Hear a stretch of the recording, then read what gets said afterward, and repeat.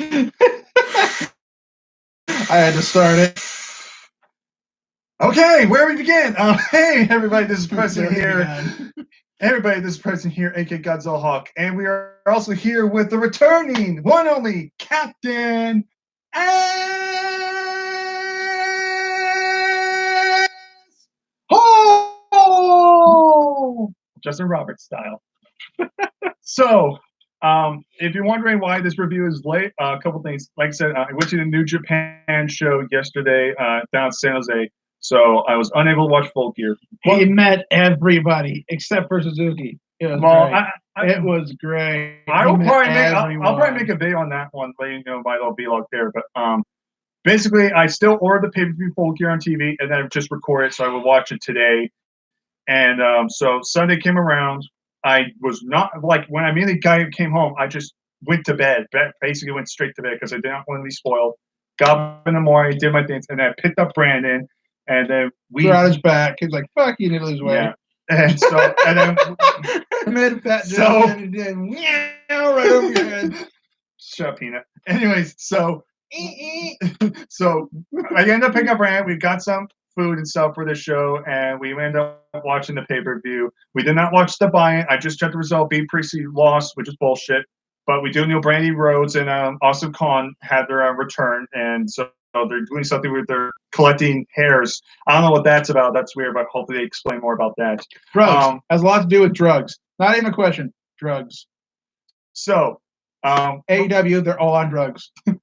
They're probably taking what Jeff Hardy or Matt Riddle or RVD are taking. They found the pipeline that Jeff Hardy would shove his head into right before a match. He didn't wear makeup. He just went boink, and it was just like, holy shit. So we just finished the pay-per-view. We're going to talk about all the matches, and then we got a lot to talk about the main event easily. Wait. The main event or the lights out match? We're talking about the very last match on the card. The very last. Well, the last match on the card was the title shot. The lights out match. No, you know what I mean. I know. I'm being an ass yourself. So fuck you. So we're going to talk about each match, and we're going to talk about the positive and negatives. Zero fucks. We're giving our honest thoughts about every match. And then we're definitely going to talk about the main event because that's the one that has everybody diverse, and we'll talk about that. And then we'll give an overall score, 10 stars, what we thought about this overall pay-per-view. So with that being said, let's go ahead and get into the card. First of all, I want to do this. Let's talk about the stage very quick. It was a different stage than normal. The stage was very basic, but I also had Brandon even point this out too. I thought it was basically a giant steel ramp, how they used to do a TNA back in the day, where it was connected to the ring apron. And the first thing we thought was somebody's gonna take a bite out of that. And it definitely happened in the world title match. Or just say it definitely happened. We'll let you know in a little bit how, who, what, when, or why, and how. But honestly, it was different. It looked better. What I think I like about more is, I don't know if you know the details, they add actual gears on the side of it. They're great. Mm-hmm. It kind of made it stand out a little bit. At least it kept the theme of the whole pay-per-view. Kind of like how Backlash, when you think of Backlash, you think of the giant metal hooks on it. As long as nobody got their hands stuck between them, that's all that matters. Yeah. So the stage was definitely basic, but it kind of was unique in its own way and how it's played out. Commentary is JR and Excalibur. There was no Tony Schiavone. He was doing other things at the moment, but he will be back on Wednesday. I thought this was easily one of JR and Excalibur's better nights, especially JR. JR at times can be very rusty, you could tell. But when a match gets going and going, especially in the world title and in the lights out match, he was on his A game. It felt like the old JR. He was very emote. He was very slow to get into it. But it took a good, fast-paced match to really get him going. Once he gets going, you're right. He did a good job. But tonight, he was a bit slow. Well, like I said, he's been kind of like that. But it turns like other nights, like especially the last two matches, you could tell he was starting to get back into it. But yeah, he was very rusty.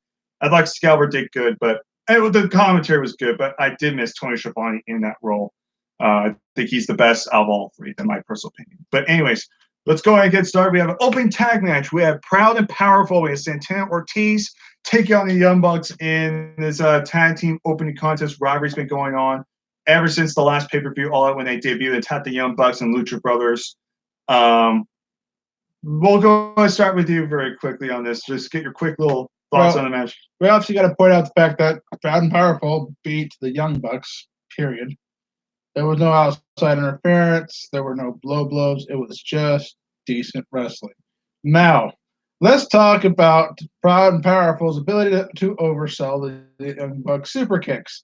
Oh my God! It's right that one time. Hilarious! You could see his brain like backflashing into his head over and over and over. I can't remember which one. I think it was Ortiz. I think it was. Yeah, he took a super kick, but knowing how he takes super, you just fall back or maybe I flop like this.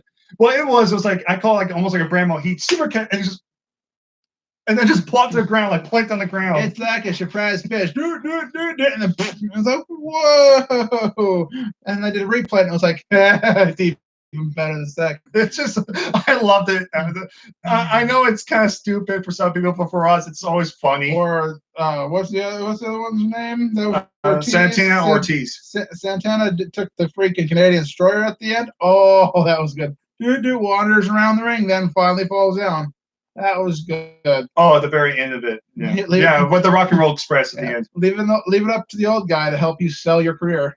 Which, like I said, Santana Ortiz ended up getting victory, which I think was the right move to make. They're the new team. You need to start giving them these wins, especially if this is going to lead into possibly in a triple threat time match. We'll get into a prediction later on. But basically, Santana Ortiz won. Yes, Sammy Guevara come out. You had to beat down the Young Bucks. Rock and Roll Express come out to try and get some revenge on what the Santana Ortiz did to him on TV. And like I said, these guys are in their 60s, 70s. They're old. They're past their prime. But for what these guys can do, and they're still wrestling, they're good. They still got times. Like I said, you mentioned the Canadian Destroyer, and freaking one of them sold it like a god. And then you had them one of them doing the suicide dive, and thank God it caught it. Did well. Same guy. Yeah, same guy. And so then they had a little good feel mode. So Santana Ortiz won, but still left on a happy notion. I thought this was a good opener. Yeah, I thought it was a very good opener, a good solid way of opening up the show with those two, and good win for Santana Ortiz, or Proud and Powerful now they're going to be called. Now, we'll move on to the second match. Next, it was the rubber match. It was Heyman Page taking on Pac. They had a match even before Double or Nothing that was leaked online that they upload on AEW, on like a British show they did. So you can watch the full match there. They had the rematch on the first episode of AEW, which Pac won. And then you had the tag team match where Pac got pinned by Heyman Page. And now you have finally this match, this final singles match between these two. So these two have been feuding for basically since the beginning. I thought this was another very good match. I thought it started off a little slower. You could tell the crowd was kind of like dying, but then they slowly got the crowd going towards the end of it. You had that like Uranagi. There was like Uranagi on the apron that got Brandon. You also had the Brainbuster on the outside of the chair by the audience. You missed the chair. No, I didn't. I hit the side of it exactly where I wanted. Bitch. So, like I said, I have to really look back on this match and their other matches. I don't know which one was better. I'll say this. I don't think they've had a great match yet, but they've had good matches. I'll say I just wait for that one day to have that really great match because we both know these guys what they're capable of, and I just think they're just waiting for that right match. I don't know if they need something on the line, maybe a future championship match on the line. Like I said, this match was not bad, but what we know about these guys, we know they have a better match. They only just got started before the match ended. Yeah, that was basically what it was. Are there any standouts or any thoughts you want to give on both these guys personally or anything like that? No, not really. And this was the match you were looking forward to the most until the main event. Pac is called a bastard, and Hangman's horse died. I mean, what the fuck else do you have to say? Yeah, yeah. Heyman's horse, the horse that he rode, 100 horse Helmsley that he called it, passed away. Should have done the exercises. In all seriousness, it did die and was sad, but it's cool. Like I said, Heyman's getting over with the whole cowboy shit promo. It's a shirt now. It's getting that over with the crowd, so he's on the right direction with Heyman Page. So hopefully that he can ride that wave and hopefully one day be a megastar main eventer. Hopefully, so he is a megastar main eventer. They're just knocking him down a peg again. Well, again, you got to keep in mind a lot of his fans too don't know who he is, so you have to kind of gradually build him up. So, and in our eyes, he could be a mega star, but let's be honest, he's not really a main eventer yet. Let's be honest, he's never won a world title, but he can be there. And with this cowboy shit thing going on, he can now ride the wave. So we'll see what happens. He could challenge for the world title again. There is plans that mid card title, so maybe he could be the first mid card champion. There's stuff they could do with him. So we'll have to wait to see what happens on TV. But I thought overall, very good match. So next we have Shawn Spears versus Joey Janela in a singles match. This match was basically kind of a decent match at best. It was not bad, and it was not terrible. Trust me, we've seen bad matches. Like, I'm going to say this because he always mentions like Bound for Glory 2014. So we do not talk about Bound for Glory 2014. One of the worst it never existed. You are mistaken, sir. So we do not speak of it. We do not. You do not. I do not. We do not. There's no H in we, but we do not. Well, we don't speak of because on 1998, but you still mention it. Touche. I got you there, huh? Yes. We do not, but I do. Anyway, because I am a fan. That is fun. Anyways, we're getting on topic. So Queener. This was just a basic TV match, I would say. Yeah, it was time filler. I'm not gonna lie. I'm not gonna say that Shawn Spears is completely irrelevant, but him and Joey Janela are both going to be a good future for the company. Yeah, no, maybe it might be. Like I said, I haven't seen the Brie Priestley match, so I can't judge. But if I had to put my way, because Brie Priestley and Britt Baker had more of a storyline since the beginning, I would put them on the main card. And I would put in Shawn Spears, Joey Janela on the buy-in show if I had really my way, honestly. This just felt like a buy-in little match or TV match. Shawn Spears got the victory, so he's slowly starting to get victories again, which is good. I don't know what this means. Like I said, maybe he can start challenging, maybe put him in the mid-card title picture when it comes out. Like I said, maybe feud with Heyman Page could be something. I don't know what to say, but like I said, one thing I would say is ever since Joey Janela's been having those dark matches with guys like Omega and stuff like that, he's slowly starting to get into popularity. You can slowly see he went from becoming who's this guy to now he's slowly starting to get an audience for his matches.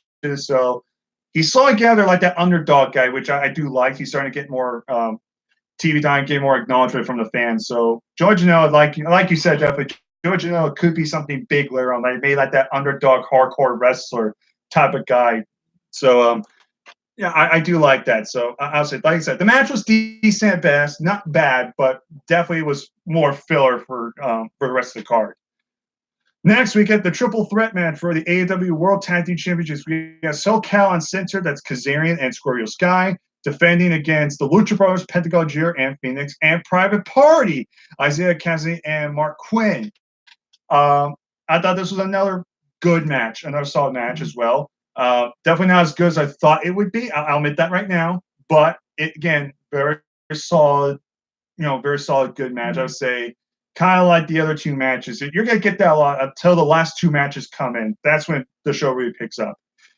But the other three, it was very good. They all got to shine a little bit. I will honestly say this.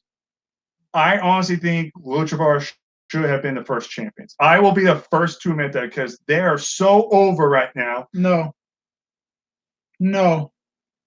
There's a reason. There's a reason why. So if they were to be given the championships, there would not be an open feud. When they gave to SCU, when they decided to give to SCU, and they made them take out the ring general Daniels, that creates that feud immediately. So the SCU had to get the championships. That simple. Now, having said that, I wouldn't be surprised if they got them if they were the second ones to get it. Because yes, they are amazing. I take nothing away from them. But when it comes to starting a company, you have to play your pieces on the board right.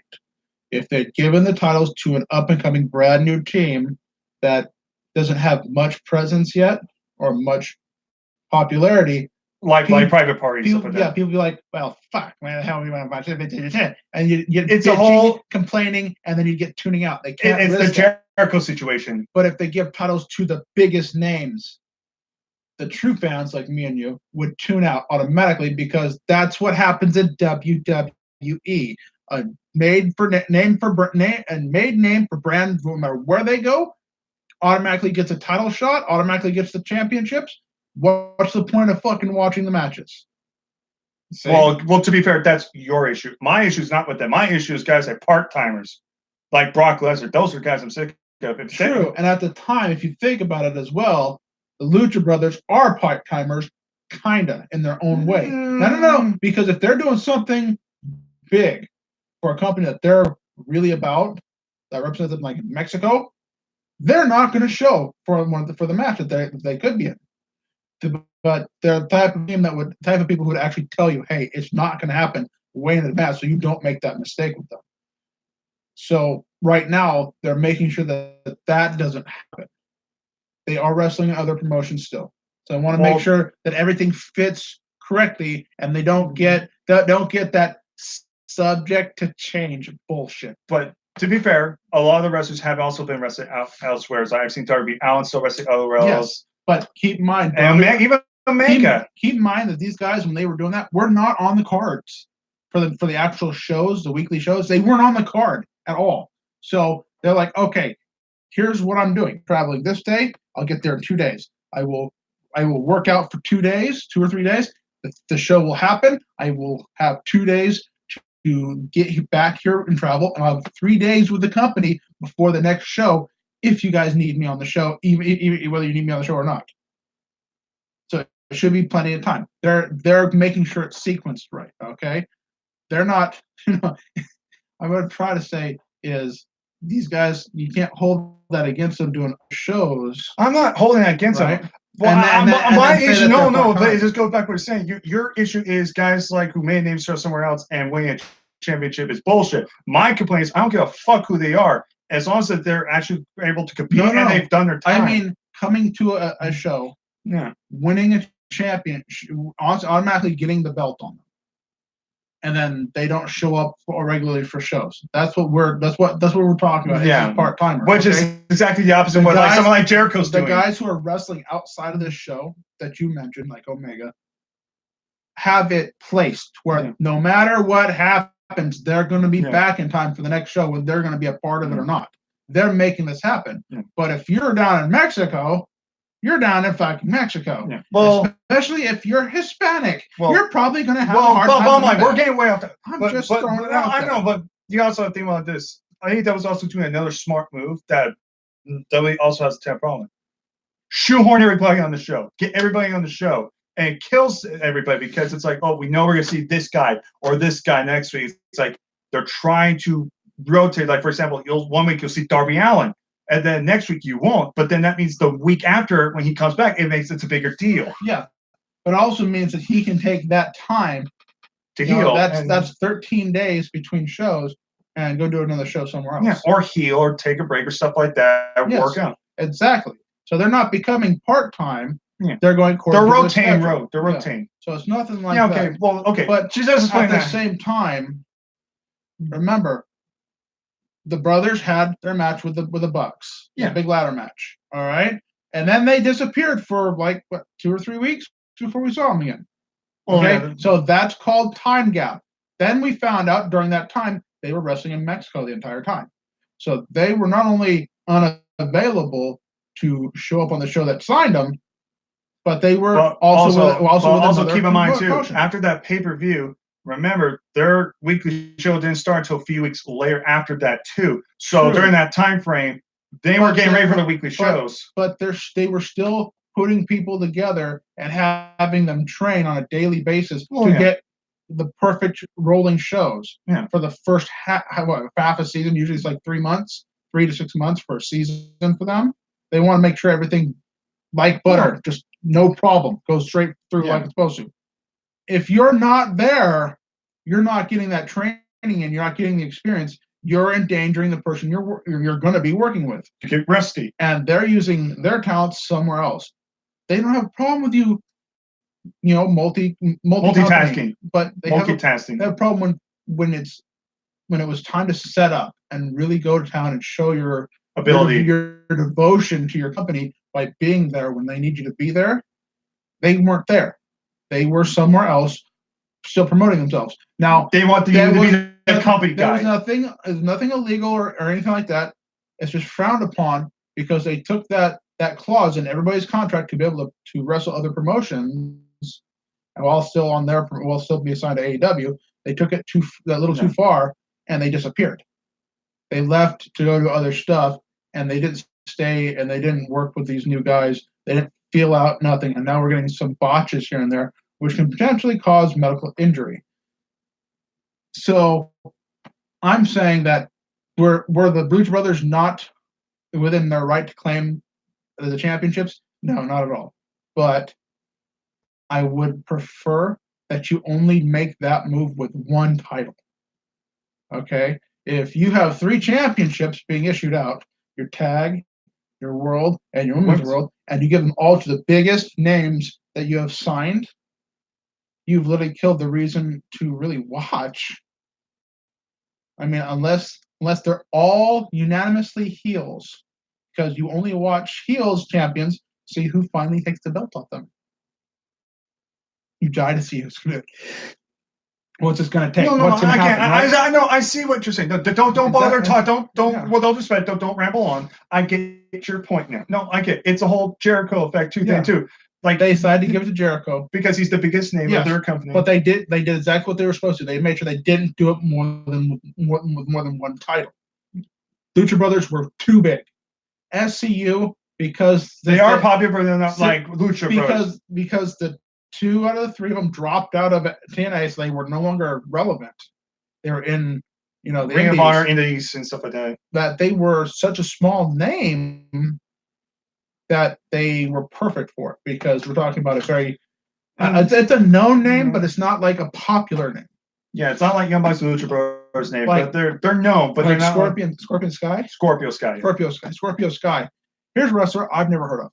I've only seen him one time in the segments. Never seen anything, and everything I've seen him do in the ring has been tremendously impressive. He's one of the most athletic guys in that business. This is one of the guys I could see literally take the title from Jericho. No, and you heard Tony calling guys like that, saying there have been reports saying that they're fans of Scorpio Sky and they have big plans for him. Yeah. So even if he drops the titles like tomorrow, that's another thing I like about trios teams like this is you got 2 of them be a team, but you can still have the other one be doing something else. So it doesn't have them just be sitting on the sidelines doing other like what was the Beatdown Clan from TNA went MVP stable, and sometimes you have Kenny Keene over there, and sometimes he wouldn't be at ringside wrestling at all, and you're just like, what the fuck is he doing?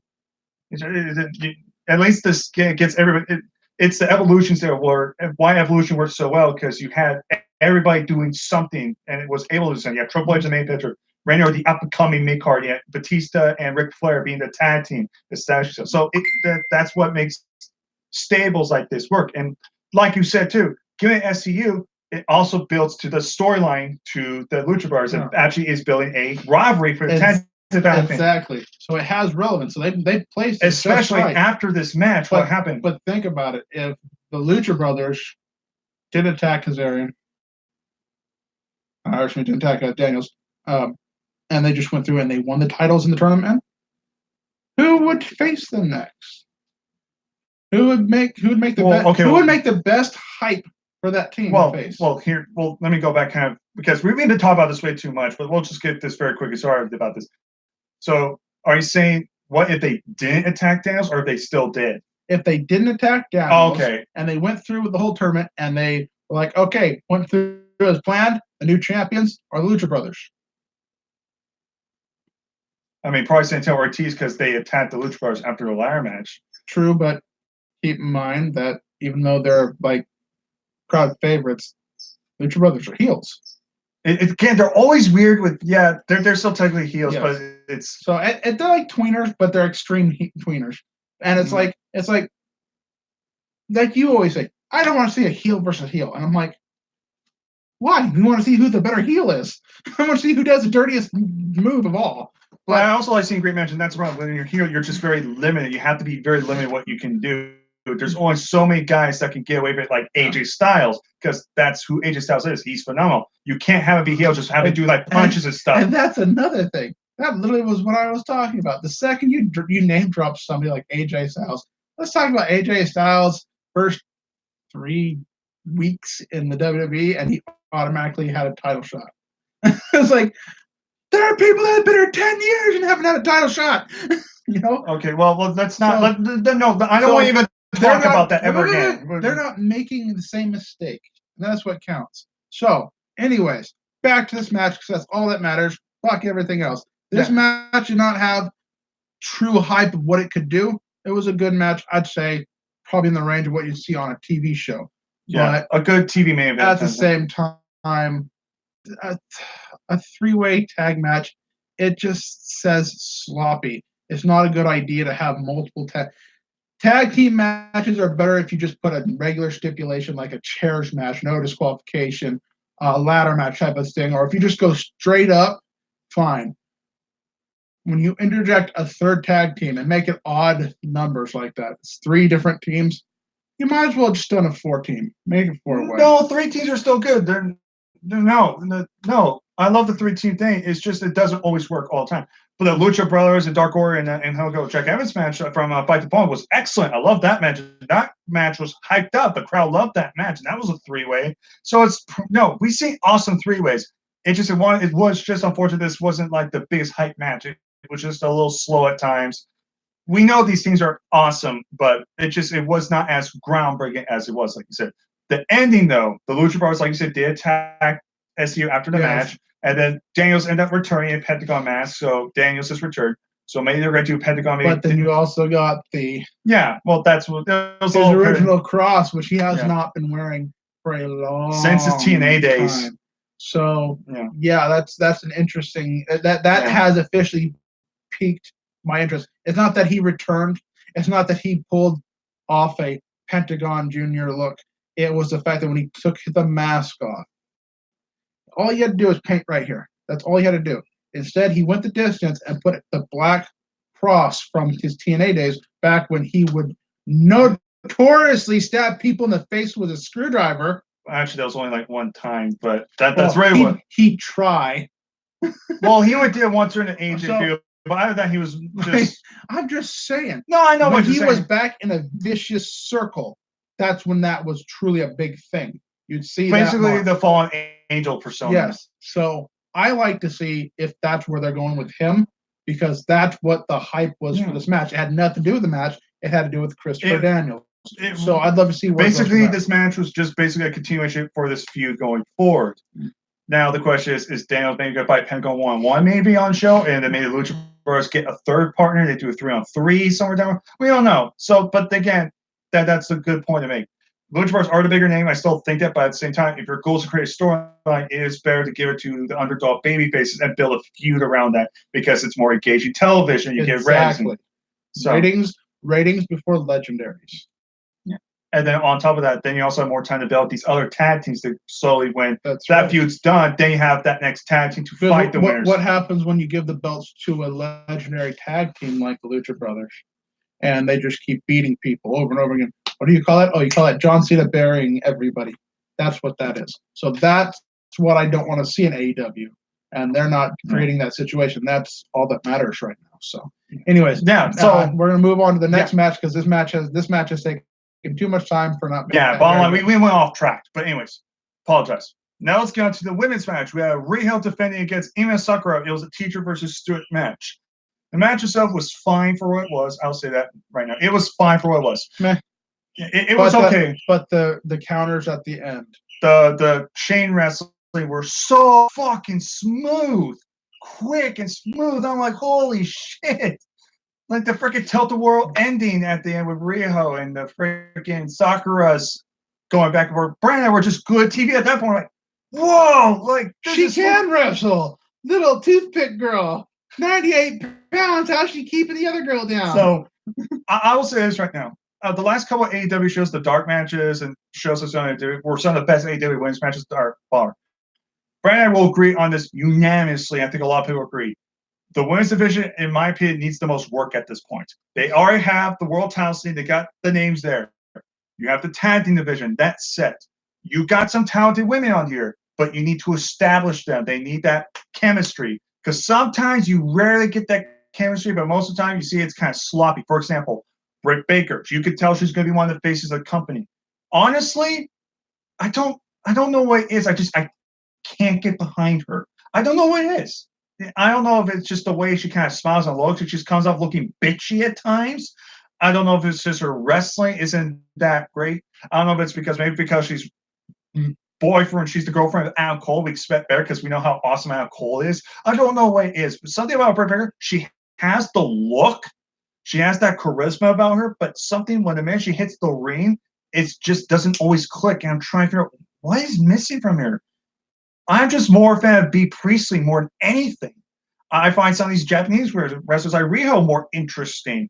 I don't know what it is. So honestly, I know they got the Meg Cartel they're going to promote, but I hope somewhere down the line they start putting more focus on the women because the women have potential, but we need to see more of them. We need to see them click more. We want to see. I don't know if it has to be like doing a tournament, and then we see new matches from them, and then maybe because of that they get more training in, they get more time to kind of collaborate on matches. Maybe they instead of becoming less sloppy and less kind of slow, then it could start picking up. Because as of right now, even Brian will admit this, the best women's division right now is in NXT without even a question. With Shayna Baszler, Rhea Ripley, Candice LeRae, Io Shirai, Mia Yim, Dakota Kai. That's just a handful of awesome talent they have on that. And now we're getting a female War Games match. So they're on the ball with that. So with AEW, they need more women and they need to do more establishing. I thought this match was okay at best, but they really need to start sooner or later establishing these wrestlers because otherwise they will officially become the bathroom break eventually. And we don't want that to happen. We want these women to succeed. I can't afford to pee for that long. Yeah. So, but with joking aside, I just want the women's division to be taken more seriously and to dehydrated. I want this to be a success, but it needs to have that click. It needs to have more attention. Needs more time to kind of creatively think of things because just throwing matches like this with barely a build, that's not the way to go. And it's going to be exciting. Obviously, we get in the next match. I'm going to talk about that match too. I'm wondering why you're still talking about the match for the next match. It'll take 10 times longer. Hey, if we're going to talk about the triple threat, I think I'm right to talk about this match then too. Touch or what now? So basically, the match was fine. Riho retained. When it comes to women's championship, I don't know what they're going to do next. Maybe Awesome Kong, maybe after what they're doing. We'll have to wait and see. But it was fine for what it was, but it wasn't really anything that special. Now, these next two matches were the matches that basically were the show stealers of this entire night, without doubt. But there are two totally different matches. I would say best matches on the card and also best build-up matches, especially this world title match. Jericho versus Cody for the AEW World Championship and stipulation. If Cody does not win the title, he will never get another title shot again. Brandon has not watched AEW at all, so he doesn't know the entire promo. But I've never seen a world title match with this much build in like 6 weeks, and I'm this fucking excited for a world title match in fucking years. Well, fuck. I just want to get one. I know, yeah. So I'm just saying, like, we've seen WWE and we've seen like matches that are really great, but they lack the story, they lack the build-up. So, and that's the thing. You need everything. We talk about this. You can't just have a great match. You need the story. You need the build. You need the adrenaline. You need that world title feeling to get you invested. That's why something like Stone Cold and Rock were so classic. Not because they're good workers there, but you had the build-up, you had the promos, you had everything in it. This was it.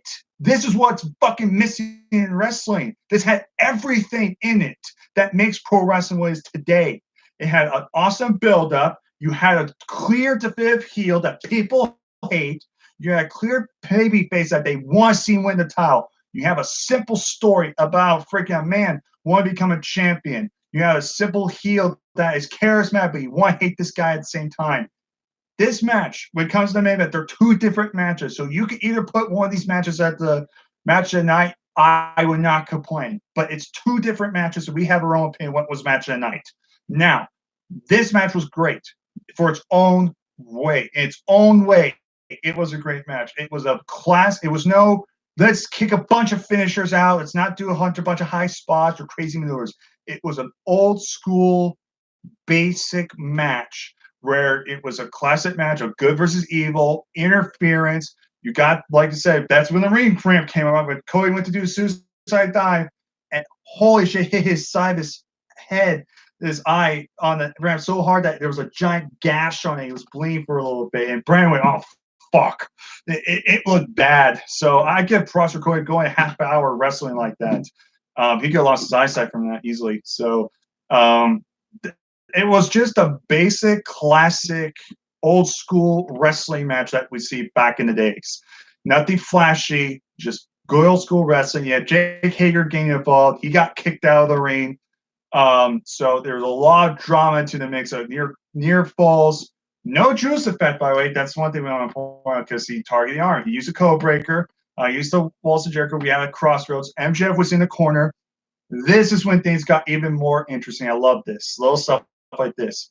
So at the end, we have Jericho getting the wall, the line tamer on Cody. He's stretching him out, and we see MJF grab a towel. He's like, "Oh, do I need to I want to throw in the towel to save my friend, but I don't want to cost him this match because he'll never get a towel shot." You had this drama. The fans are invested. They're invested. Like, don't throw in the towel. And MJF just throws in the towel, and the match is waved off. So Cody doesn't even submit. He doesn't even get pinned. He loses because of MJF. MJF thought he was doing the right thing. Fucking storytelling, WWE. Good ones. Fucking learn how to do it right. Hey, they're watching.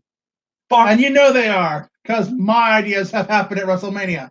Fuck your Lana sex storyline. Fuck. He said it.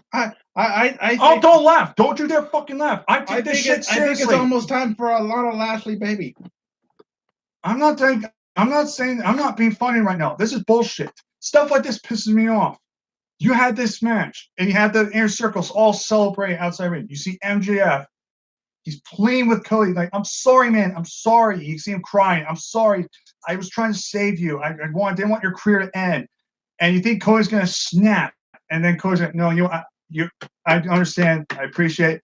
And everybody called this from a mile away. MJF fucking kicks him in the nuts, and with the evil smirk on his face, I went, "You son of a bitch. I hate you, but that's why we love you. You are evil, conniving bastard."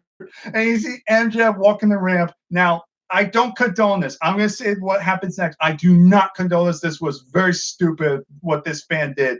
But at the same time, it kind of made this work. You see freaking MJF get splattered with like water or some sort of drink. That was beer. Yeah, beer or water. I don't know what it is, but he got splashed with some sort of liquid. And you see MJF just stop and stare with the sensor. I don't give a fuck. It's like, whatever. And you see MJF walk out. You see the fan get injected. I don't condone that, but for some reason, it kind of worked.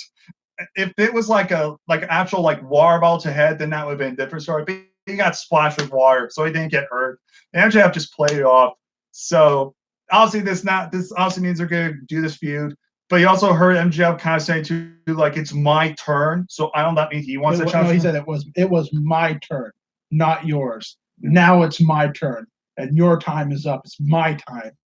And he just started doing that back foot, like, there's that self-centeredness. Like we said before, no matter what you think of his wrestling, this guy's a future. He's going to be one of those future guys that are going to build around AEW. He's the best heel right now. I have to say, even the entire wrestling promotion right now, he's better than what Ciampa was and Jay White is right now.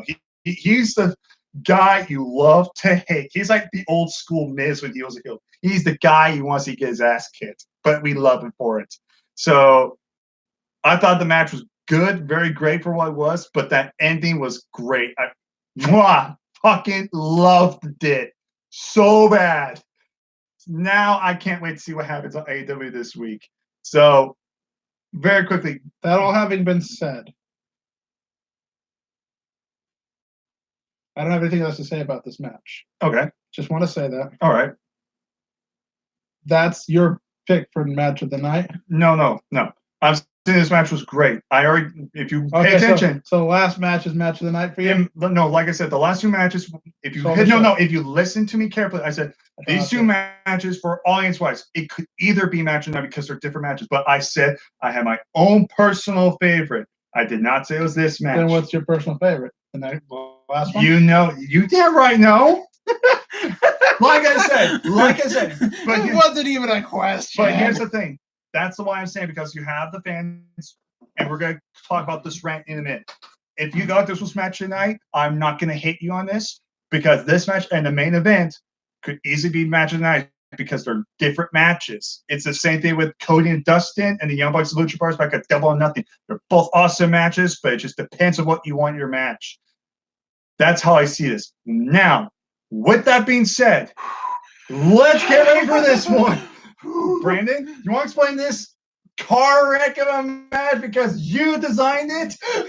I'm telling you right now, you designed it. You guys got to be watching some of these reviews going, I like that idea he's making. Because, Jesus, dude, I got the WWE making my matches at WrestleMania. Twice a year with the Intercontinental Championship. Back-to-back years, too, by the way. Yeah. And now, this match. Moxley. I did mention them hanging them by the ropes by chain. I did mention them doing something with throwing mouse traps at people. I did mention I miss bags of broken glass, or they could use a bag of Legos.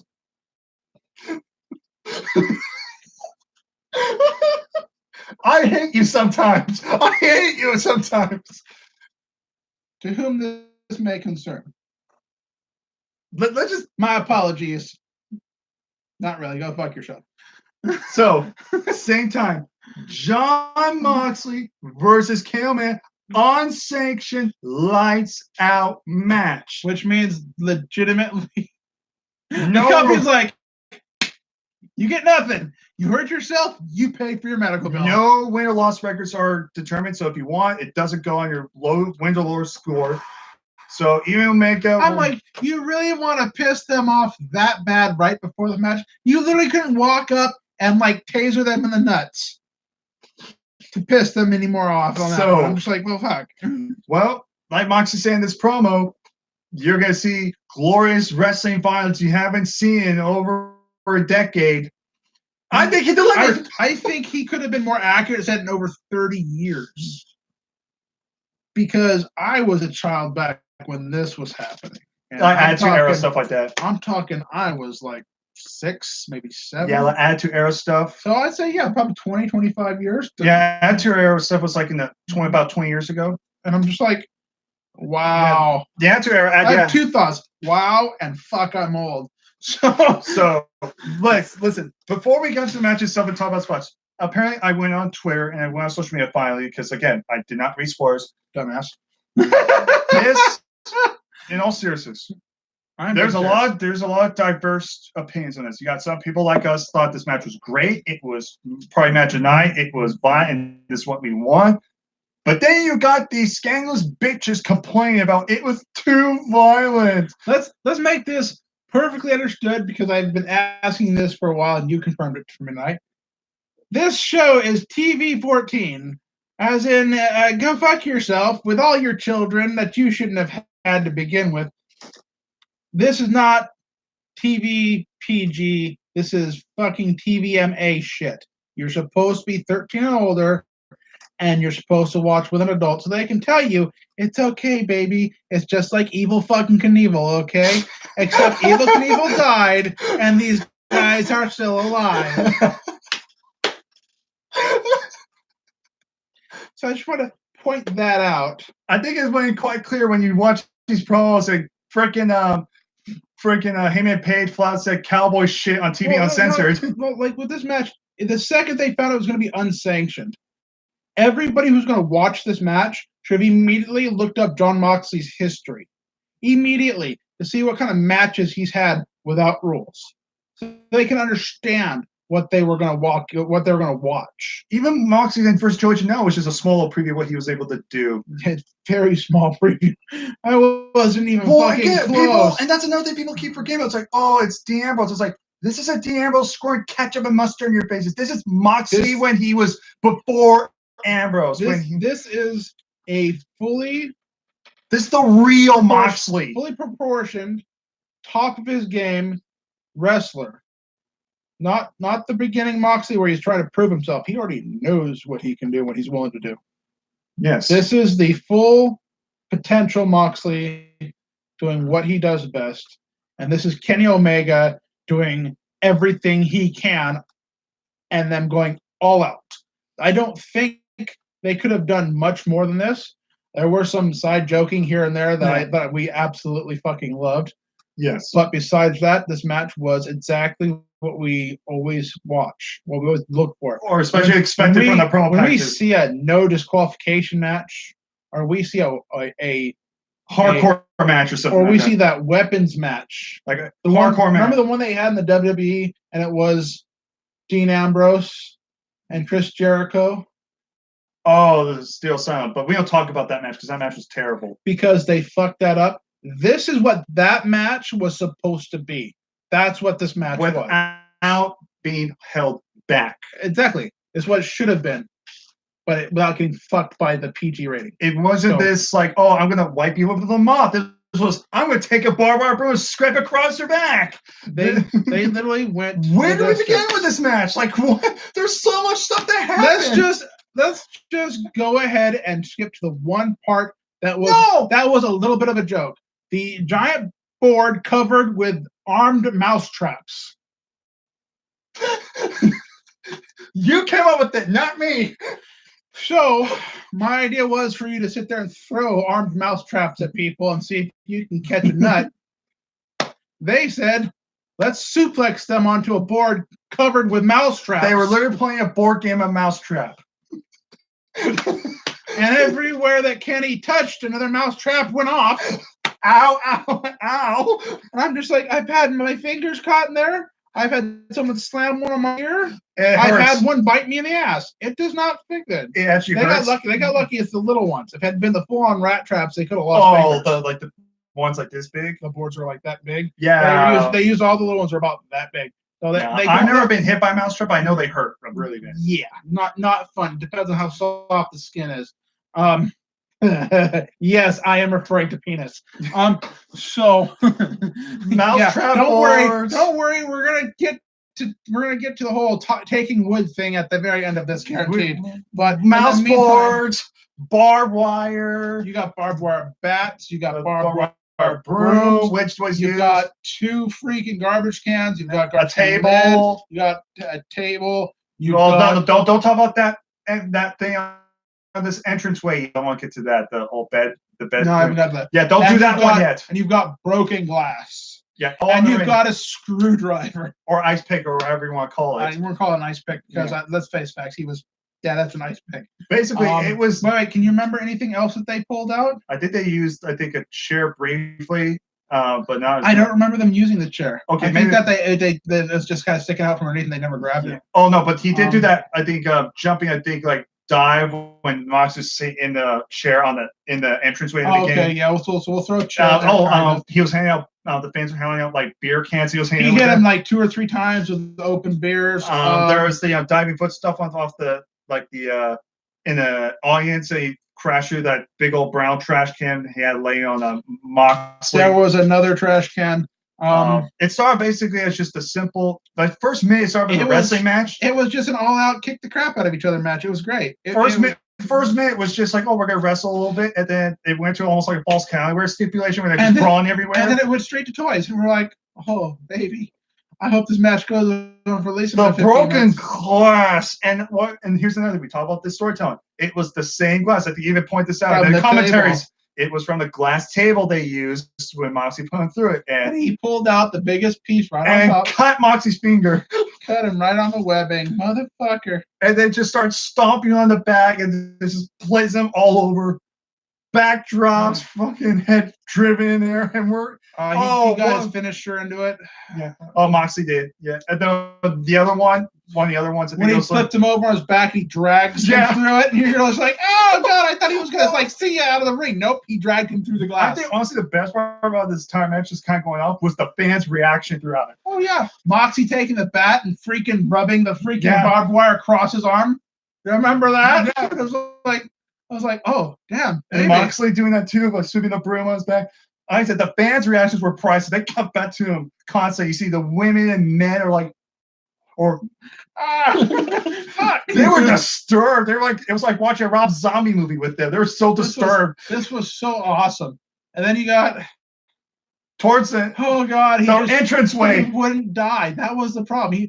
He wouldn't die. So Omega's like, hey, bring it. And the first thing I thought was this is gonna have barbed wire. This is either gonna have barbed wire or broken metal. Well, before we get there, we have the entranceway, and you see Omega like this is, and I love the storytelling. And they apparently see he gets the ice pick, and he slowly walking on the ramp with that sinister look, and they had the red lighting on the entranceway. And I love how like Scott was saying, like with the rain is like a serial killer, and like actually like takes and starts scraping his face. And then Omega, he's carving his initials into his head. And then that's when Omega gets on the stage, and he's like telling Nick, Matt, and Heyman and Brandon's like, get it, bring it. And they're like, no, this is too much. Don't do this. Bring it now. I'm telling you, bring it now. And what do they end up bringing out? It's on the, I'm telling you right now, you can't see it right now, but it's on the custom thumbnail of this video. It is a barbed wire encased mattress spring. And I'm looking at this thing and I'm going, the springs alone are going to give underneath them. And you've got barbed wire everywhere. I don't think there's. How are they going to continue the match? The first thing I thought was as soon as they get them in there, they flip them over. That they're going to do the same thing that the WWE has always done, and they're going to end the match, and that's going to be the end of the show. No, we need a clear winner. We need to have a winner. This show will not stop until we have a winner. And I'm like, so you wanted to die? How are they going to get out?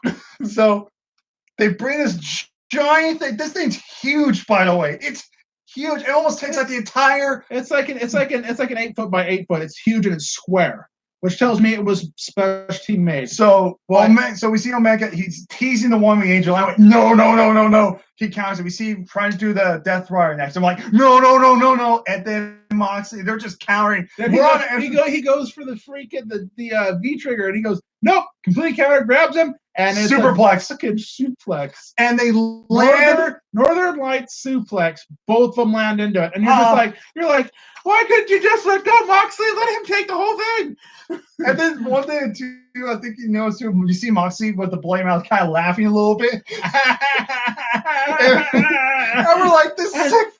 You see them trying to pull him out, and they're getting nicked. You're like, fuck, son of a bitch, and they're letting go, and they're falling deeper now because they've gotten halfway out, and now they're going back in. You were saying, and you see Kenny Omega just going, you son of a bitch, let go, didn't you? And one of the things you were pointing out too, you're thinking, oh, just flip it up, just flip the thing up, just take it and just flip it up, just lay it on his side, and then lay it over, and they can roll out, and then pick it up, and nobody out. And no, we don't want to do that much work. We are already off the clock. Okay, then. So, oh my God, they get both of them out. At that point, I'm just like, and they're still going. And I'm looking at these guys. I'm like, how are they not bleeding everywhere? I don't understand that. They're not like Dustin Rhodes. Like, prick here, prick there. And I'm like, what the fuck did they like? Well, they also did bleed on the side of the head a few times, but when the match came out, the blood was kind of sealing a little bit. Yeah, and we're just like, what else can you do? Then they kind of came to the stage. Oh, we haven't used the stage yet. Why don't we use this platform? Triggered through the lighted display on the side of the stage. Yeah, and then what happens? Monks the first one out of there on his feet. And we're like, what? And what happens from there? Mr. Omega sees this and gets pissed off. And we're like, oh, he's pissed. He's like, the fuck? You're already on your feet? Motherfucker, I need you through the face, through this thing. So I'm the last one getting this? So then is when the ending came. We had them enter the ring. Moxley gets Omega down for a sec. We see Moxley and we're at this point thinking, what else can he do? He grabs his little knife thing. We're like, what the hell is he gonna do now? The minute he starts ripping off the apron sign, and he starts cutting. I went, we both were like, no, Bully Ray style. He tore all the safety rings off and took all the matting off the half the ring. Yeah, exposing the wood. Now I mentioned earlier about how we were going to get to the whole taking wood to the face thing. Oh God! So they teased the wood. They were teasing this wood. First, they were about to do like a Gotch pile driver. Yeah. So let's make this clear. Almost got the Gotch pile driver, kicked out of it, countered it, turned it into a suplex. I think it was. No, he used the Death Rider on him. He used his own finisher. That's right. Yeah, he used it. So Kenny Omega used the Death Rider Oh my god! And it was Moxie still kicked out. Mm-hmm. And then Omega went up to the top rope. Yeah, tried to do like a Phoenix Splash. And I was like, oh god! I knew what was happening. I saw his knee go up, and I was like, oh god! I was thinking that too. He's literally going to eat wood. And Moxley moves, he flips, lands face and dick first. Okay, the reason why he didn't crumple up like this is because his dick hurt. He fell dick and face and then first. His horrible He's got a big red flat spot right here instantly. I'm like, oh, he's fucked. He's so fucked up. And he's not moving because it hurts to breathe because his dick's been broken in half. Because, like I said, he landed face and dick first because his hands were up like this. Yeah. And I'm like, fucking ow, bro. You just took wood to the face at high speed. Ow. And then you got dick punched by the wood at the same time. And then, how are you still in this match? And then that's when the ending came. Moxley just hits the lifting Death Rider and plants him. And then that was it. He fucking planted him. He didn't. It wasn't no oversold shit. He literally planted him like he did on the glass table. And we're talking about once he got the pinfall, it showed a close up of Omega's face, and his bottom lip is swollen and dark purple. And I'm like, this dude just got fucked. And you see Moxley just like swaying, like, holy shit, to go over this. And he says, my catchphrase. Really? I'm too old for this shit. And I'm like, damn it. I was denying that I had anything to do with this since the beginning of it, but there's no denying that. It's true. He says that all the time backstage. I'm like, I'm only 33, 34, somewhere in there. And Mox says he's the same age as you. We're too old for this shit. He's too old to perform. I'm too old to watch him perform. Oh my god. Two psychopathic, freaking violent guys that hate their lives and are say too old for this shit. There you guys are mirror images. I think he doesn't. Hence the mouse traps. So monkey see, monkey do. And more in this case, monkey thinks, monkey do it. We watch. Oh my god, just like I said, if you don't mind these matches, I highly recommend you go watch this match. But if you're one of these guys if you can't stand watching a match like this, I highly recommend you stick to the WWE with their PG pussy ratings. Because, like I said, they constantly talk about this in the game match. They said it was unsanctioned. It was not going to be for the week apart. It's TV14. It's Jon Moxley. And no matter how much bitching and complaining it created, because people were worried it gave a reaction. They did not change it. The card is not subject to change because of your feelings. Go boo-hoo somewhere fucking else. Okay. Go PC somewhere else. This is like the Deadpool situation we were talking about. Mm-hmm. How fans almost criticize for like it's just all the criticism can be summed up in two groups. The first group criticizes the Deadpool franchise because it doesn't have a link to the actual universe. Period. Yet. Period. And that's what's pissing them off. The second one says Deadpool should not be a part of the universe because it's not PG-13. It's too R-rated. It's too inappropriate. And they don't understand that some of the characters that they love, like Wolverine. Yeah. Wolverine's backstory, if you're a true fan, yes, has been rated R since the start. Wolverine's not a PG-13 character. Just think about the simple process of it. They took him, they locked him in a cage, they dissected him because he could regenerate no matter what the hell they did. Yeah. They tore him apart, filled him with metal. This is a horror show. They tortured him. This is a horror situation. This is a rated R backstory. No matter what part, no matter what universal thing you go to, and you're like, oh god, he says fuck too many times. Oh god, something's about titties. Well, it's not just that too. But think about it. It's not just Deadpool. It's just movies in general. When people go see something and they're too disturbed. Oh my god, it's rated R. Like the Joker said, it was too much. Like it's the fucking Joker. He's fucking disturbing. And it's not even the Batman Joker. It's just the Joker. It's a new incarnation of it. It's not even any of the traditional. It's not universals. It's a new line. They just made it because it was an excellent movie. And it doesn't have Batman. They're supposed to be the same age. Really? I don't know how old people are when they have fucking face paint on all the damn time. I really get that. I love this one. How they say it's too violent. I'm like, you clearly haven't seen Deadpool. That movie's way more violent. You think Joker was violent? Have you not seen a Rob Zombie movie? Have you not seen the Purge movies? Have you not even seen Scarface? So have you not seen even Die Hard? Having said all that and forgot where the fuck I was, brain damage. Basically, you guys can get over this violence issue. If you did not want to see violence, then you should have turned your TV off the second they said this is an unsanctioned match. Anything goes. Lights out. We'll have nothing to do with this. That should have told you right off the bat that if you are a PG-loving faggot boy, you should probably turn your TV off. Period. No questions asked. That's what that meant. You didn't listen. Stop bitching and complaining because you watch something. If it gives you nightmares, you're stupid. It's a match. This is what they do. They were doing the best that they can do with everything they had.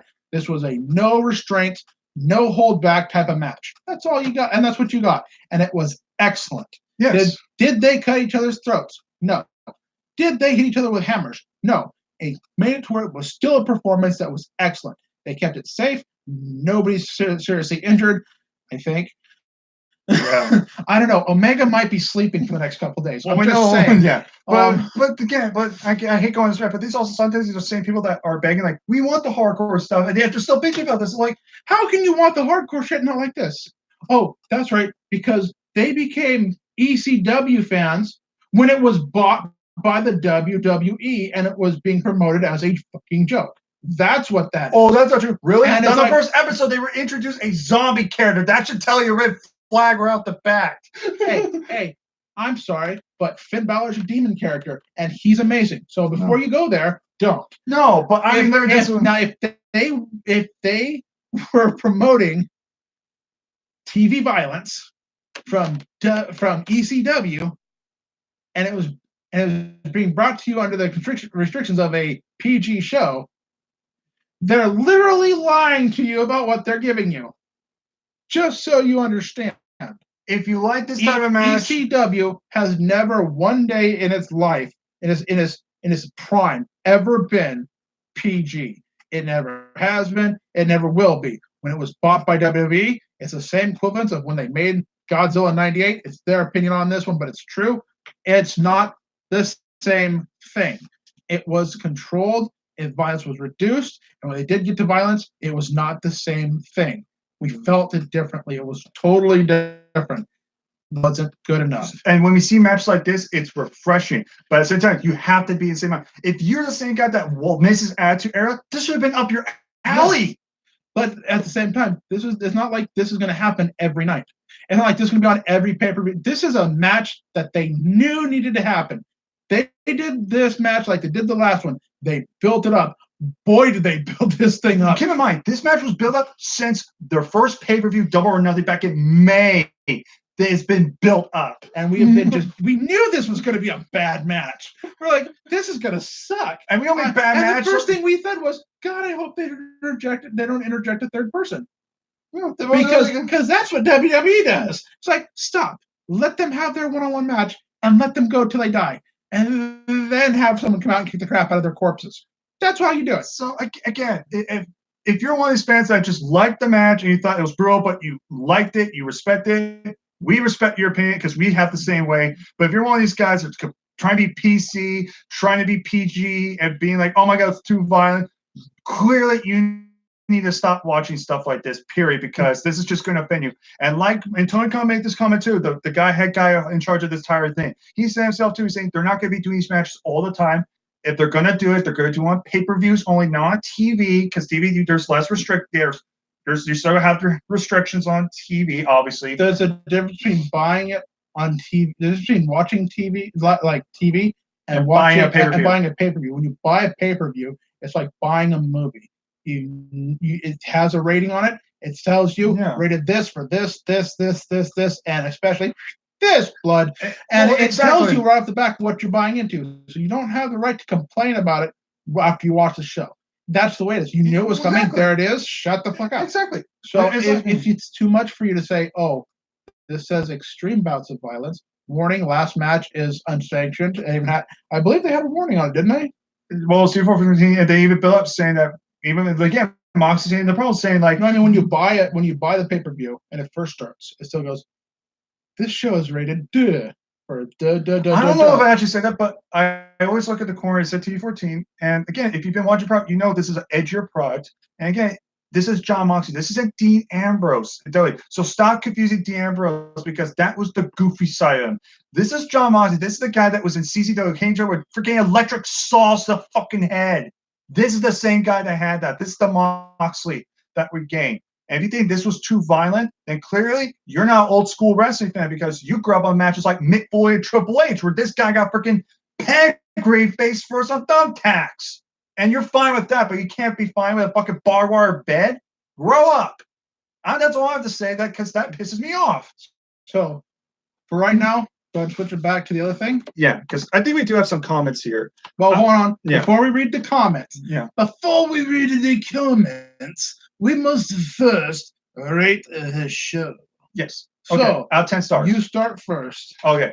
No reviews of this and that. Just explain how you feel it. Yeah. So out of 10 stars, I would say still Double or Nothing and All Out were the better pay-per-views. I'll say that. Mm-hmm. I still like this show. Yes. I would, if I had to rate this, I thought most of the matches were very good and decent, but then the last two matches really brought this show up in my personal opinion. I'm going to give this a very solid 8 out of 10. I'm not going to go any higher than that because I just feel like if I went higher, that'd be kind of too unfair. So I'm going to explain this as fast as I can then. I'm outdoing on this. I'm giving you a 9 out of 10. Wow, I'm very surprised. I'm really surprised for multiple reasons. Okay. While their first two pay-per-views were awesome, this one is the only one I'd want to rewatch. Because even though it's only because of two matches, those two matches were awesome. Period. I'm not asking. I'm not explaining it. I thought they were the best matches that they've put on the shows altogether. Every match AEW's put on for us to watch. John Moxley, Kenny Omega has been the best match so far out of all of them. Period. So that's already a huge boost. Now, I'm not gonna lie. Some of the matches were just kind of in fact, most of them were kind of But as it goes for pay-per-views, every match that preceded the previous one had a spot. And that's something I've talked about before. We don't have enough spots in the matches to make them memorable. Every match, more or less, had something about it that was memorable. And the John Moxley match was just the whole damn thing.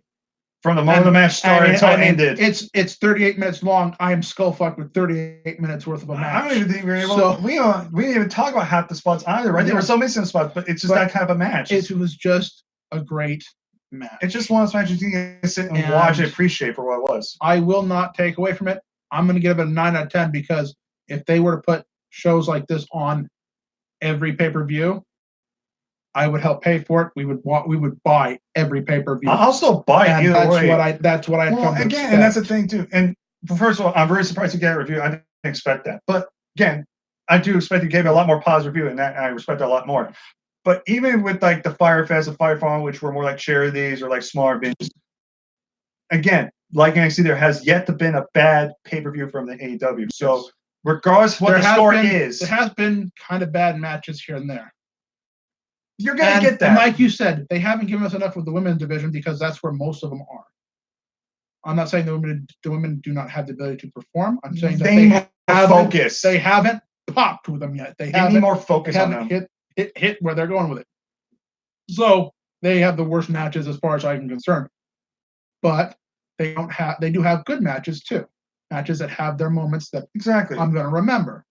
So having said that, I give it a 9 out of 10. Okay. Now, it is time for the comments. I will go ahead and read them. Okay. Let's read the comment. Okay, so we have Rick Roma, that's a former Fafafuli. I never went back to AEW after the first episode. I see the ratings go down every week since. Do you think AEW has staying power? Yes. but they're suffering from a bigger issue. NXT has officially exploded finally. So for years, I've been saying this. I can't wait to see NXT do a takeover of the main branches, the main shows, SmackDown and Raw. I've been saying it for years. And we're kind of getting that. And we're finally getting it. Survivor Series. You know why? Because NXT has failed to outrank AEW. Now it's not even close. NXT is beating AEW. Well, but it's only going to last so long. So for right now, it is what it is. But we also made it quite clear. It's not with this show being brand new. It's a brand new branch, brand new whatever you want to call it. It's a new company. You're going to have to wait a year, not a couple months, a year, and then you will know where it's going to go, because every character's got to be defined, and that's a lot of work, and that lot of work takes time on TV that they have to space out exactly. Like, do you think Monday Night Raw when it first came out was like the big thing? No, it gradually got bigger. It's going to take time. It's not going to be the biggest thing flat out, but in the long run, it's going to come down to two very big things. The first thing, which is the lesser of the two, is going to be to make sure that their crew outperforms and does a tremendous job, which they all have the ability to. The second thing is going to be us. Yes. It's going to come down to the fans. If you are a true wrestling fan, don't get it for free. Do the company a favor and buy it. I understand $50 a month is a little bit much. Yeah. Well, here's the thing. It's not interrupted. It's crystal clear. Good definition. And you're promoting their company. They're giving them their money they deserve, that they need to become what we need them to be. We're giving them the support. Yeah. So if you don't do that, then well, again, also since they're kind of going about a $50 thing, pay-per-views used to be $50, but because of how they give you the option. You got the crappy image. Which is standard. Then you get HD, which is $80 more, which is $80, and then you got the high definition 2K Ultra, whatever the hell they currently printed is, and that one's like $110. It's like, why in the fuck would I want 2K Ultra, where it makes me feel like I'm at the thing? I'm good. I'll take the kind of going back again. What I'm saying, I think because we've been so spoiled to the WWE Network being like $9.99 a month, and we can get all the pay-per-views. When people see now $50, like, oh god, I don't want to spend that much, but that's how pay-per-views were back in the day. They were $50. And at the same time, when you bought the pay-per-view, you had it for like how long? You got it for like a week straight. You could always rewatch it, right? That's how pay-per-views usually go. So, oh shit. Oh, okay. Something happened with connection. I don't know if you can hear us again, so we're just gonna keep going. So just let us know if something happens. Good job, keep all the work. Thank you. Will for number 1, do you watch NWA Power? Unfortunately, I do not. I've heard good things. Yes, I have the same thing. I'll say this: I'm glad for Thunder Rosa, formerly known as Cobra Moon. She's signed there, so I'm happy for her. Harry Flynn 14. Hey guys, hello, man. Wait, go back up. I don't like. Oh, I'm sorry. I don't like the hardcore stuff anymore. Why is Ambrose doing this to himself? It just seems unnecessary. Because he's a freaking sick. It's hype. You got to understand. He's showing you that his character, it's not technically heel, but he is one of the extreme branches. Now, you get heel, you get face, and you got tweeners. Unfortunately, you also have a branch that a lot of people don't acknowledge anymore, and those are the hardcore fighters. And that's what he is. He takes violence to the next level. He's actually really good whether he uses weapons or not. This, though, is hype. It's pure, it's telling you how far he can go. And then some. It's showing his toughness. These matches are necessary once in a while. It's like having Hell in a Cell. It really is. But not today's Hell in a Cell where it doesn't fucking make a difference. I'm talking about old school. Yeah. Where Hell in a Cell was like a 40, 50-minute match. And they bled out, and it was for the championship. And they declared it as the most dangerous match ever, and it was brutal. And they all said the same thing. It was worth the title and showing what I can. And that's why matches like this are necessary, because, number one, they have to make sure that they're not copying anybody else. That's a big thing. They want it to feel fresh. They want to make it feel like it's not something that's what you keep telling them. That's one thing AEW needs to do. They have to be their own self. They cannot be WWE 2.0. So they're making their own creative ways.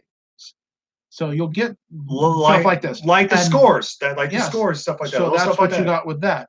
But as for being unnecessary, to a point, you're right.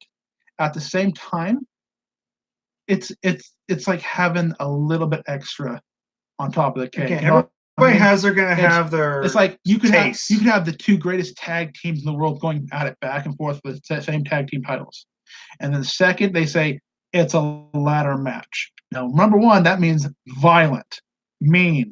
It's going to get hardcore. Also means creativity. Yes, so it's going to be a lot more entertaining. So they're going to draw in the viewership they need. Yeah, but it can also mean finality. So they can now those teams can now move Yeah. on. The biggest, baddest match happened. It's over. So this match was necessary. Yeah. Is the violence necessary? No, but they're not going to do it every show. They're not going to do it every pay-per-view. It's not like they're going to pull it out once in a while because it's entertaining and it's a draw. They're basically this type of violence is their version of Lesnar. It's on the show as a possibility, but it's not on every show. You know? But in other words, basically, it's one of those things that it's only going to be necessary for like big feuds and stuff like that, big hype matches. It's not going to be like, oh, we're going to do like for Sean Spears, Joey Janela, like randomly. It's meant for like the house it was meant to be. It's not just, oh, let's put these two random guys inside house up for no reason. It's meant for building a rivalry, hyping it up to get more viewership. But also keep in mind, a lot of the guys that they've signed are known for hardcore matches. So, and hardcore violence. So you got to start expecting that if you're going to watch this product. So at the same time, you also have to let go of your problems with people being violent on the show because it's just the way it goes. Yeah. When you hit things with PG restrictions, it kills a company. It kills the entertainment portion of it. Does it have to be that level of violence all the time? No. But it does have to have a definition of how far it can go once in a while, also revisited. So we know what we're watching. Yeah. So anyways, so I got to hear you, Flynn. Hey guys, hello. Jay Houston. 14.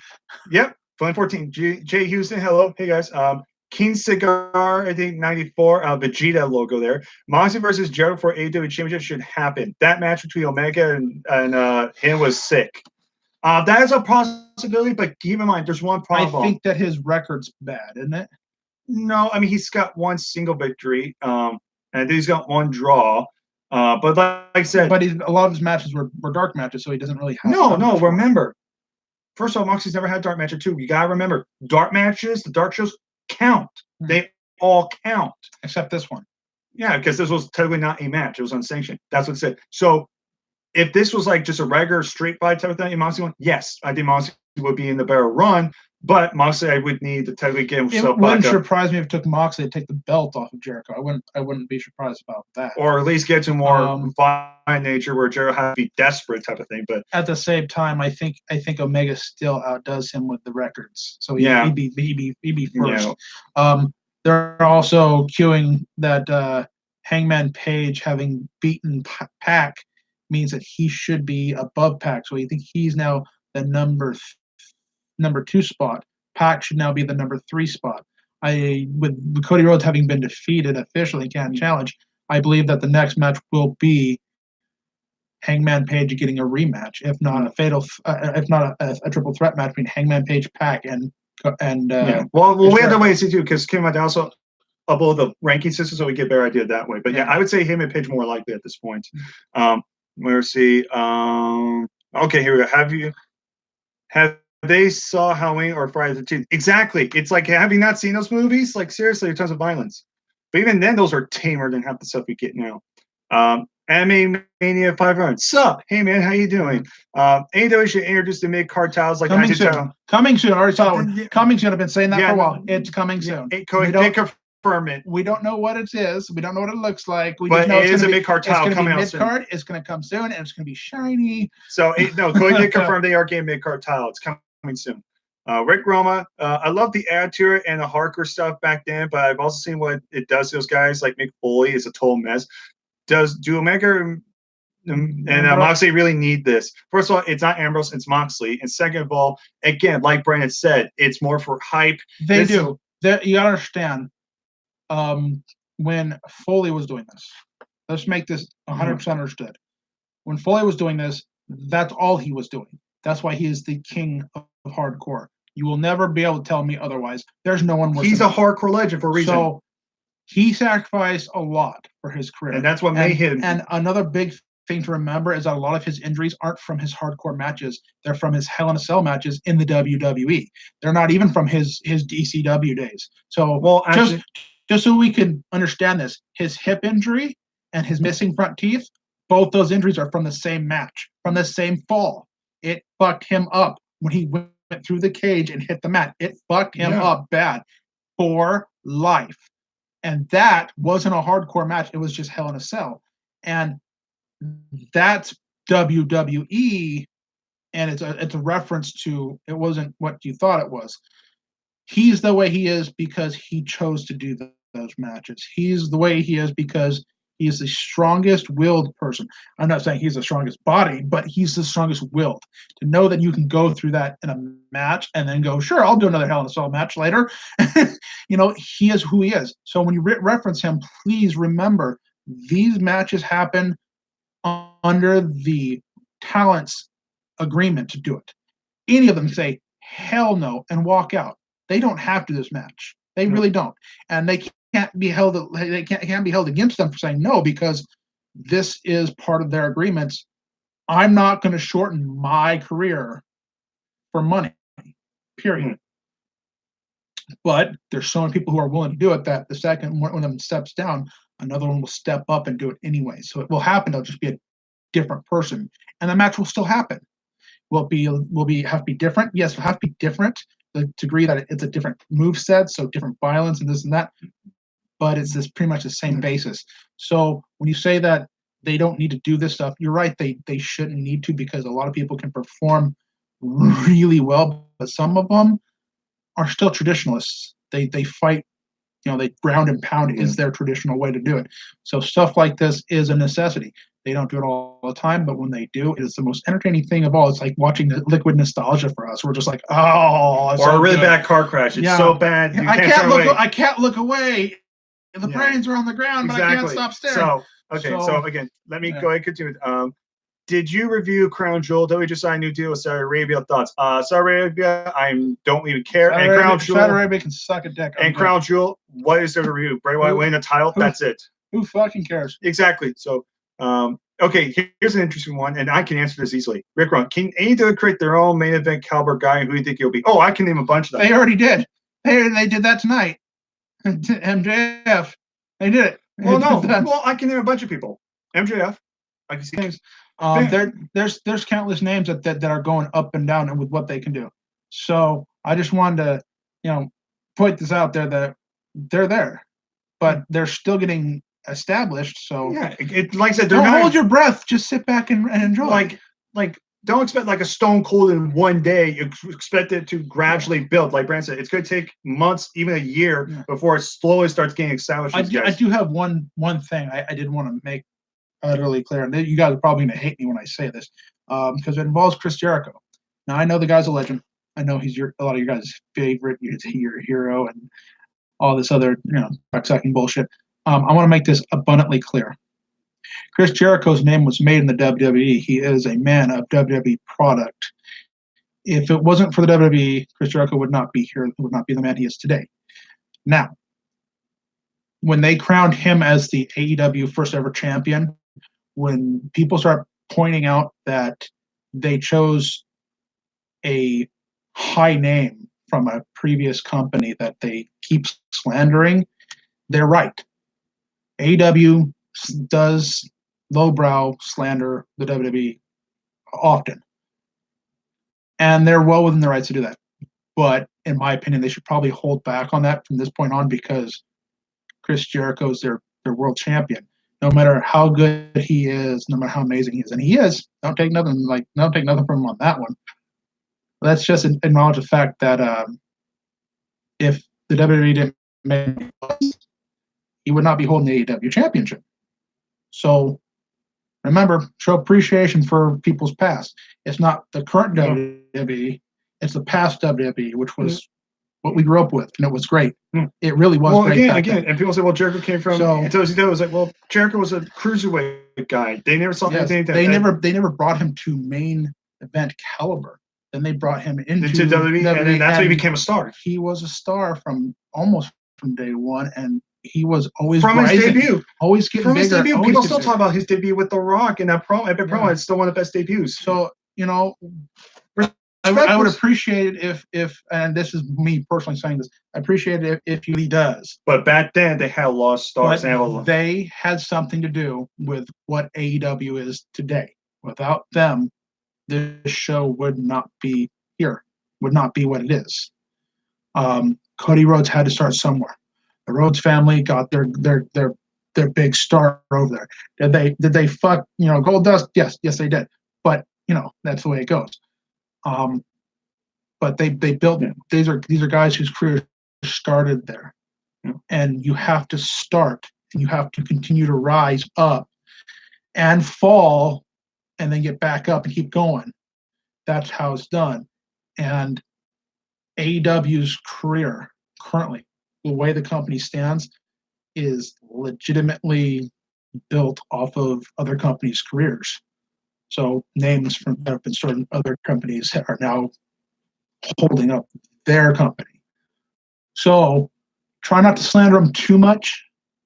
Just like the current WWE sucks. Sure, I miss the old days. Yeah, but just remember, but respect the elders. Respect where they came from because they spent the years climbing. Can AEW exist? Can they start? The guys you look at now that you think about have been wrestling for 20 plus years. They probably started in the WWE and they probably spent 15 years easily climbing up the ladder. That ladder is infinitely higher than anything that the AEW has right now. So you have to give it more time. It'll develop. Yeah, you'll be surprised. Give it time. That's what I keep saying. Like in the meantime, quit slandering it. It's a start. They're seeing how far they can push the envelope without you guys shitting your depends. Like, why do you think NXT when it first got controlled by Triple H? Why do you think do you think we just call it the greatest wrestling product right now because we just said no? It gradually got better. Well, my opinion is like that throne break on the first show. That big thing was a big shot at Triple H and the WWE. It literally meant this company breaks from the kingdom and makes its own mark. Well, if you listen to Cody Rhodes, well, again, I got to mention too.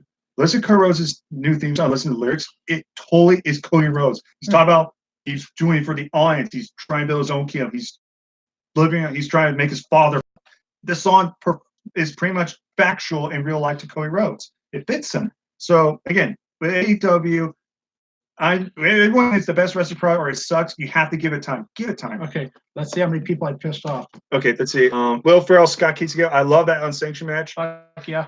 Someone said the unsanctioned match was cringe. Well, clearly they have not seen No, it was cringe, but it was fucking awesome cringe. It's like, oh yeah, do it again. It was good. So I got this one. Do not listen to Jim Cornette's podcast about this pay-per-view. It always ends up the way. I don't fuck Jim Cornette. I don't care about him anyway. Do you think AEW needs more talent? Well, first of all. Well, here's the thing. They are bringing that new guy, Warlock or Warlow, whoever his name is. The guy who was attacking people backstage in the parking lot you're talking about. Yeah. They're doing more promotion. And Cody has announced they have signed more talent. They just have not unleashed them yet. But they have or signed more talent. And many things, I think they need more tag team and definitely women more than anything at this point. Maybe I'll give AEW another chance, but I feel like it's missing something from the casual fan like me. Like I said, when it first started, the first few weeks, the thing was like it was storytelling. But the last couple weeks, it was game promotion storytelling, which is what it needed. The first thing you need to do. What was this guy? Was it Rick Romo, or formerly known as 554? So I want you to go through. If you're like us and you have the WWE network, go through all the ones that you like. Write them down so you can see what you're looking at, your attention. Then look at the matches for AEW and see if AEW shows any of that, because AEW is supposed to be a brand new version of it all. They want to be their own show, their own standalone show. They do not want to have anything resembling the other shows. So that's what they're doing. So it's going to be completely different. If it's not what you're into, that's fine. Absolutely. Yeah. If you're not into it, then you're not into it.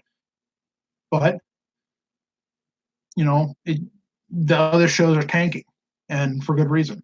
They're tanking bad because they have no creativity. Hey, look at our bright side. At least AEW is not in the Ring of Honor situation where literally no one talks about them. That's one of the things I'm so pissed off today, because Ring of Honor was doing really good the last time I checked, and that was years ago now. Yeah. Now, no one even talks about I feel them. like the only ones that I actually really talk about that I still want to know about are the Briscoe brothers. They're the only ones. I was a fan the second I saw them in the ring. I love the Briscoe brothers. If AEW completely, if Ring of Honor tanks completely and utterly and goes under, I hope to God AEW grabs the Briscoes because they don't belong in any other promotion except for 3 different ones. Their primary should be AEW. They'd be great there. Then it would be NXT, would be their next best hope. Worst case scenario, they need to go over to New Japan. They go anywhere else, and it'll be a waste of time. Well, to be fair, also they were champions in New Japan for a little bit, so they've had some experience. So. Well, yeah, but that they were inter-promoting. Heck, I'll even take Impact over like WWE main roster. No, Impact. You want to talk about things that are starting to have to do hardcore, horrible shit? Look at Impact. Impact is tanking. Impact is doing really bad shit, and they're injuring their talent to make you want to watch. That is violent. You want to see something disappointing? Go watch TNA or Impact or what the fuck they want to call it now. Go watch that show. That's disappointing. But yeah, Ring of Honor, their biggest talents to this day is still the Briscoe brothers, and they're the only ones I care about seeing what happens to them. Let's see, they would get a chance. RX vs. Survivor Series looked good. I'm actually curious about Survivor Series with the inclusion of NXT. I'll say this: it feels like a breath of fresh air. I do admit the Raw SmackDown thing got pretty old after a little bit, but now with inclusion of NXT, it definitely has our interest a lot more because we're huge fans of NXT. So it's a breath of fresh air. So I'm part of a wrestling group called PWC. I'm not really a promoter of it in any way, shape, or form. I'm just a spectator, someone who liked the page and listens from time to time. I actually went ahead and responded for the first time, and I don't know how long to what they're talking about, how they changed it to where the New Day were the tag team champions. I saw that comment. And I put a comment saying, everyone saying, I can't believe they did this. They ruined the match. It was great. I was like, if you look at the people who are designed for the match, who were originally ordained, they were all NXT alumni, every single one. By doing this, look at it now. 5 out of the 6 guys in this match are NXT. Okay? Big E is NXT and the New Day imploding. This is perfect for that to happen. This lines up a possibility for it. Does it mean it's going to happen? No, because the WWE drops the possibility ball all the time. Look at what it did with Bray Wyatt, with his demon gimmick that he has now. They dropped it so fucking hard that people are literally hating Seth Rollins now. They dropped it so hard that Seth Rollins is now a hated fucking wrestler. I'm like, dude, holy shit. He was a hero so long, he saw himself become the villain. Well, actually, Batman. Well, to be fair, it also didn't help Seth Rollins make all those Twitter comments too. So yeah, you know what? Everybody has the right to say what the fuck they want. It's like me. I'm an asshole. I never shut up. And there you go. So I just want to put that out that it was a good move that they made. It doesn't mean that they're not going to give the Revival a chance for the titles back, right? They took them from the Revival. Yeah. So the Revival's still going to get their chance back at the titles. Hell, they might just get rejected just because. But again, that would make it an 8-man where 7 of them are originally NXT. Does anybody else see a problem with that? An opening for fuck? I'm just saying. They also were right on how they saw it. That giving the tag team belts to Kofi again was a way to kind of lighten the mood and the feeling about how Lesnar stole the title from him. Everybody's still pissed about that. We're not talking about that match. We're not talking about that. We're just referencing it. That everybody's still sore about that. So they said, we'll give him a different shiny belt, and that will make it all better. Yeah, because God forbid Kofi's never been tag champion his entire life. So that's what they're the 6th time now? Oh, God. Well, at least the New Day. I think New Day released 7 times, but he's been tag champion even before that with Evan Bourne, R-Truth. Well, with the New Day, they're 7 times now. So 7-time World Tag Team Champions. Congratulations. And he's got a belt again, so we no longer have to talk about him, as Vince likes to put it. Congratulations, Vince, you're a fucking retard. Now, if they use this correctly, and NXT alumni, both current and past, all turn on everybody else, and Kofi gets his ass beat to high fucking hell, and the New Day implodes because of it, because Xavier Woods, I believe, is not NXT. No, he was in NXT. He was in NXT. So Xavier Woods was in NXT. So him being out. It actually works both ways with that. But because Kofi is the only member of that match that isn't NXT, hey, there you go. There's a lot of things they could play with to this. A lot of things. So y'all watch for it. Am I looking forward to champion versus champion versus champion, a triple threat match? Heck yeah. I am looking forward to seeing Adam Cole kick the crap out of their champions. I hope Lesnar leaves with a broken jaw. I'm just saying. You did hear what they're doing with Lesnar, right? What? They've already have his match right announced. It's in versus Rey Mysterio for WWE Championship, so he's not in that Adam Cole or Fiend thing. He's going to drop it to Rey Mysterio? I never said he was dropping it. He's going to retain, but they've already made that match. Oh, that's for that show. Yeah, for Survivor Series. So who's facing? They haven't announced anything for Bray Wyatt or Adam Cole yet. They haven't announced anything yet. I want to cry. Hey, you can say what I want. I'm actually kind of curious for Ray and Lesnar, so. I'm not. I just with that. I'm not. So, next comment. Go ahead. Well, we're not going to go any more comments. It's already late as is. Basically, it's just about the Saudi Arabia stuff and stuff like that, which we don't I already told you. Nobody cares. And then, of course, Rollins just saying Rollins is kind of a dick, which we already know about. Anyways. Well, you know what? A dick sells tickets.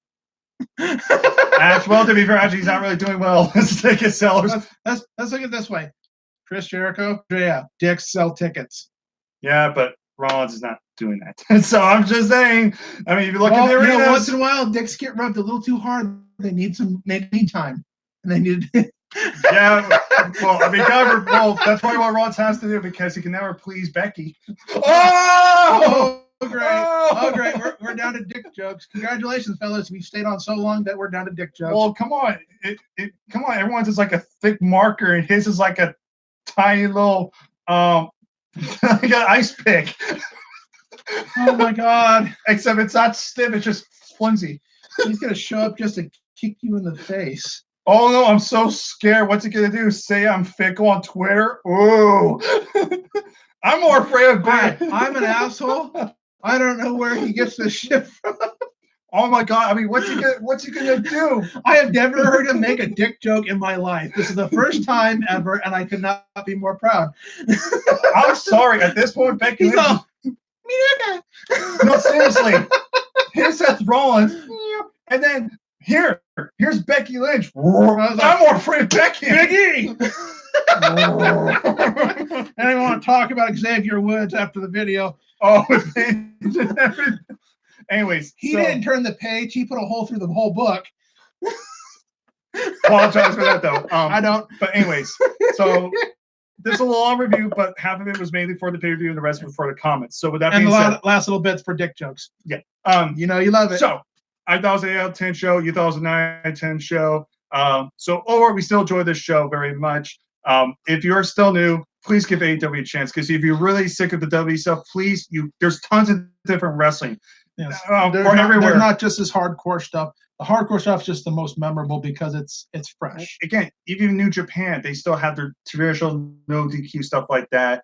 Impact does their thing. Everybody has their little thing that everybody likes or hates. It's just what your preference is. That's all it is. It's just opinion based. Like I said, our 3 picks is still NXT's number 1, New Japan, and AEW. If AEW continues this ride for at least close to a year, AEW might be number 2 or even number 1. We don't know yet, but we want to get everybody a fair chance. So as of right now, we'll say it's NXT's still number 1. That ain't changing, at least for a while. I mean, shit. You all saw the numbers, the ratings for this Raw week SmackDown, right?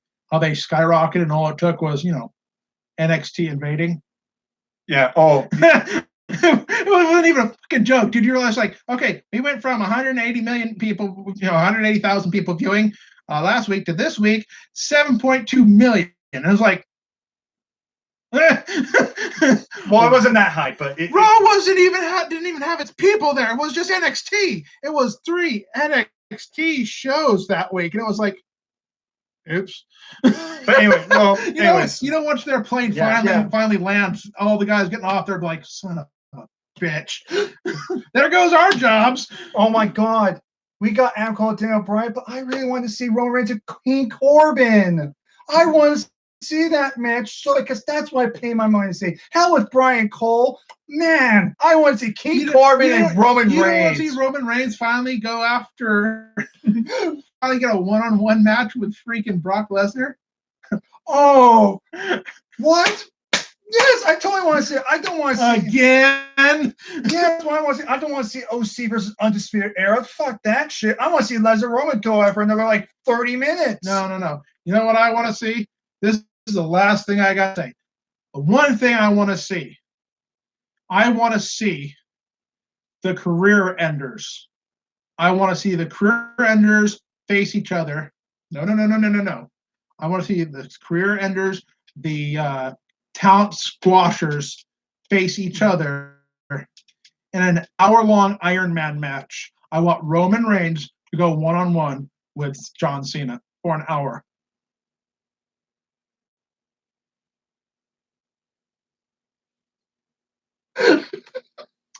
Let's see whose career gets crushed. Fuck, they both suck.